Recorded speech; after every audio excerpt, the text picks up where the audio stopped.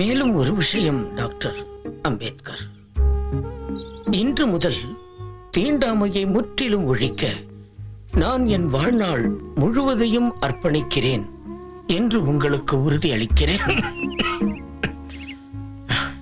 இனி இந்த நண்பர்களுடன் நீங்கள் விவாதியுங்கள். நான் என் சகாக்களுடன் கலந்து ஆலோசித்தேன். அவர்கள் மாநில அவையில் 126 இடங்களுக்கு மேல் தர ஒப்புக்கொள்ளவில்லை.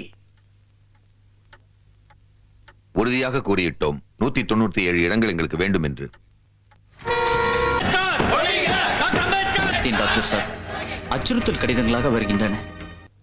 முடிவாக மாநில அவையில் உங்களுக்கு 148 இடங்கள், பாராளுமன்றத்தில் காங்கிரஸ் இடங்களில் 10 கொண்டு சம்மதிக்கிறோம். ஆனால் 10 வருடங்களில் முதல் கட்ட தேர்வு முறை முடிய வேண்டும். அடுத்த 15 வருடங்களில் இடஒதுக்கீட்டு முறையை பொது வாக்கெடுப்பின் மூலம் தீர்மானிக்க வேண்டும்.